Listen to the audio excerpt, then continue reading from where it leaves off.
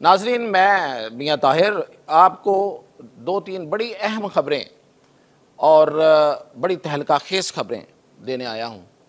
पहली बात तो ये है कि जो पिछली रात गुजरी है, उससे पिछली रात बड़ी गमज़दा रात थी और बड़ी बुरी खबरों वाली रात थी, लेकिन जो पिछली रात गुजरी है ये बड़ी कमाल थी। और इसके बाद कुफर के ऐवानों में एक ज़लज़ला है जारी। जी बिल्कुल, कुफर के ऐवानों में एक ज़लज़ला आ चुका है, और वो कहाँ तक है? वो वाशिंगटन तक है। तेल अवीव से लेके वाशिंगटन तक इन ऐवानों में एक ज़लज़ला है।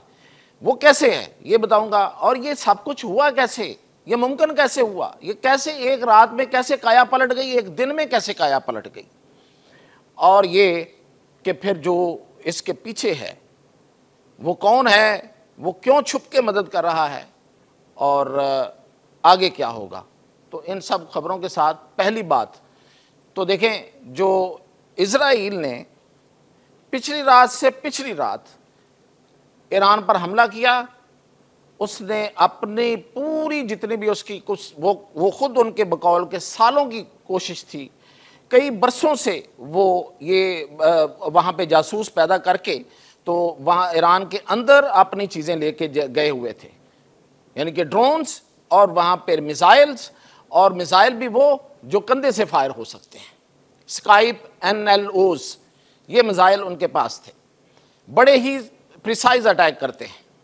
और फिर ये कि सबसे बड़ी बात, उन्हें एक एक बंदे की पोजीशन का पता था और उन पोजीशंस पे उन्होंने फायर किया। ऐसे हो नहीं सकता।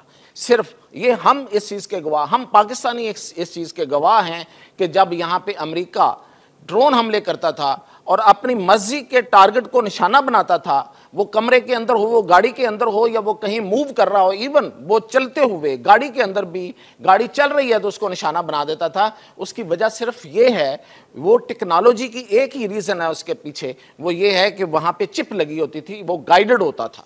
वो जैसे जैसे वो उस बंदे के साथ या उस गाड़ी के अंदर या उस कमरे के अंदर एक चिप अगर लगी हो तो मिसाइल ने उसको फॉलो करना है। तो बिल्कुल ऐसे हुआ, और ईरान की टॉप लीडरशिप जो है उसको उन्होंने कत्ल कर दिया। बहुत बुरी रात थी। लेकिन ये जो एक रात गुजरी, उसके बाद फिर हर तरफ एक अलार्मिंग पोजीशन थी, खतरे की घंटियां बज गईं। और वो खतरे की घंटियां क्या हैं, उनको समझने के लिए कुछ ज़्यादा दूर जाने की आपको ज़रूरत नहीं है। देखें, जैसे ये पिछली रात उसने हमला किया है, नेतन्याहू ने पहला फ़ोन किसको किया? मोदी को, अपने यार को उसने फ़ोन किया है। तो ये जो यहूदो हनूद की जो गठजोड़ है, ये अब क्या किसी के सामने और भी कुछ सामने आना बाकी रह गया है? बिल्कुल, ये बहुत पहले से हम इसको बयान कर रहे हैं, लोग इस पर यकीन नहीं करते थे, लोग इसको कोई और रंग दे देते थे। और फिर ये कि जो नेतन्याहू है, उसका इंटरव्यू इस वक्त बड़ा वायरल हुआ है, वो सुन लें वो उसका क्लिप। उसमें वो वाज़े कह रहा है कि उसको अगर खतरा है तो दो एटॉमिक पावर से है, एक ईरान जो बन रही है बकौल उसके, और एक पाकिस्तान जो एटॉमिक पावर है। तो इसका मतलब ये हुआ कि ईरान को गिराने के बाद बारी किसकी थी? पाकिस्तान की। और खुदा न खास्ता अगर अब भी ईरान गिरता है तो बारी किसकी होगी? इनके मुंह में खाक, पाकिस्तान की। लेकिन पाकिस्तान कोई इतना सॉफ्ट टारगेट नहीं है। ये और बात है कि हम क्या करेंगे। ये थी वो खतरे की घंटियां जो बजी।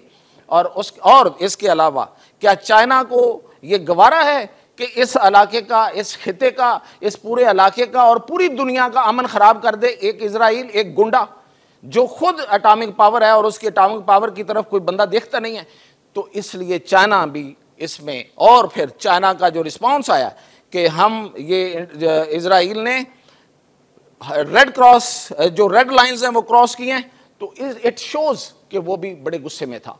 तो इसके बाद फिर एक खुफिया मदद जो है वो ईरान को पहुंची, और ईरान के अंदर जो कहा जा रहा है, अभी तस्दीक इस बात की नहीं है कि उनके एयर डिफेंस सिस्टम ने इजराइल के जहाज़ों को गिराया है।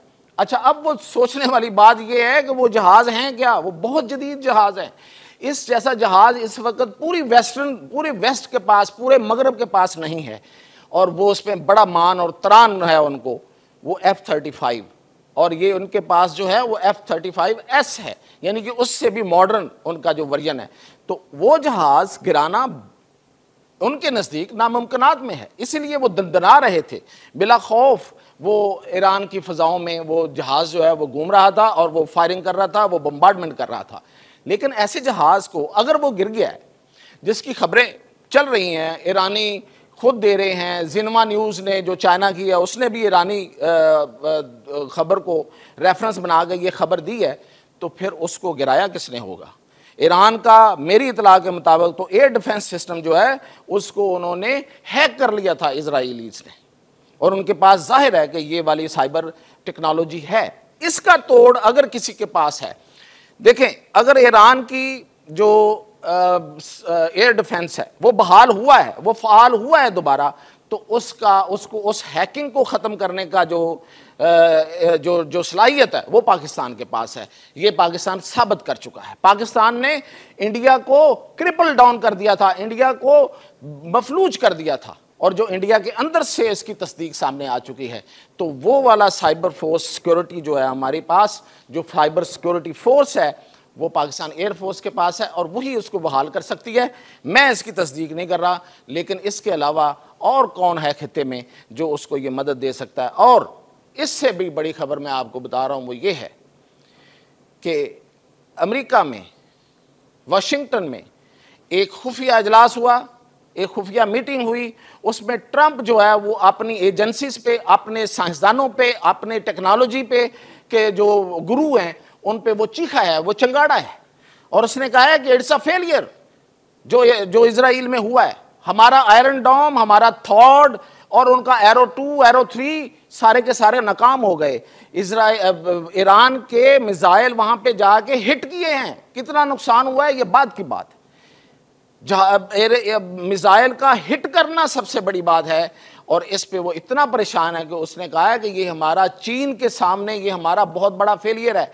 और मैं इस पे बहुत कुछ पहले कह चुका हूं और आगे जाके भी आपको बताऊंगा कि अगर कभी अमेरिका और चीन की डायरेक्ट लड़ाई हुई, कोई जंग हुई, तो उसमें अमेरिका की शिकस्त जो है वो लिखी जा चुकी है, वो टेक्नोलॉजी के लिहाज से मैं आपको बताऊंगा। तो इस पे ट्रंप का चीखना और परेशान होना बड़ा नेचुरल सी बात है, और वो चीखा है। और ये जो उस निज़ाम को, अमेरिका के उस आयरन डोम को, उस थॉर्ड को, उस एरो 2, एरो 3 को, उनको नाकाम करना ये किसी के बस की रोग नहीं था, ये ईरान के बस में नहीं था, ये किसी और ने किया है, किसी मददगार ने किया है, किसी दोस्त ने किया है। और जो पाकिस्तान की तरफ से रिएक्शन आया है, कितना फर्म आया है, कितना स्ट्रॉन्ग आया है, इतना स्ट्रॉन्ग रिएक्शन किसी मुल्क का नहीं आया। हमें ईरान से कोई गिला नहीं है, लेकिन ईरान ने हमारे साथ जो जंग है उसमें भी इतना बड़ा, इतना स्ट्रॉन्ग रिएक्शन नहीं दिया था इंडिया के खिलाफ। और इंडिया जो है वो कॉल रिसीव कर रहा है नेतन्याहू की, मोदी, और उधर से जो उसका दोस्त, दरीना दोस्त कहला रहा था रूस, उसने सिंपल सालसी की पेशकश कर दी, ईरान के साथ खड़े होने की बात नहीं की, एक मजम्मत के अलावा। तो जिस तरह से पाकिस्तान, और आज पाकिस्तान की पार्लियामेंट ने जिस तरीके से अपना जो रिजॉल्व है, जिस तरह से अपना जो साथ हमायत है वो शो की है, ये सारी बातें उसमें छुपी हुई हैं। ये जो मैं अभी बात बता रहा हूँ कि ये किसने मदद की है, ये इन चीज़ों से आप बिल्कुल अखज़ कर सकते हैं। जिस तरह ख्वाजा आसफ कह रहे हैं कि हमें करना होगा, हमें लीड करना होगा, हमें OIC के प्लेटफॉर्म से करना हो या किसी से करना हो, आज ईरान की बारी है तो कल दूसरे मुल्क, इस्लामी मुल्कों की बारी होगी। तो ये जाहिर है कि ये हमारे यहाँ ये सोच है, तो इस सोच के तहत इसमें कोई शक नहीं कि इस टारगेट को अचीव किया गया, और पूरी मदद जो है वो मौजूद है। अब इसके बाद मज़ीद क्या होता है, क्या ईरान जो है वो हमारी मदद को लेके भी आगे चल पाता है या नहीं चल पाता, ये फिर अभी कहना दूर है। लेकिन पाकिस्तान इस पे बहुत कंसर्न्ड है, पाकिस्तान इस पे बिल्कुल खामोश नहीं रहेगा, और वो खामोश रह के भी ऐसी मदद करेगा कि, और की है कि जो नज़र आ रही है। तो ये थी अब तक की अपडेट, मज़ीद अपडेट के साथ हाजिर।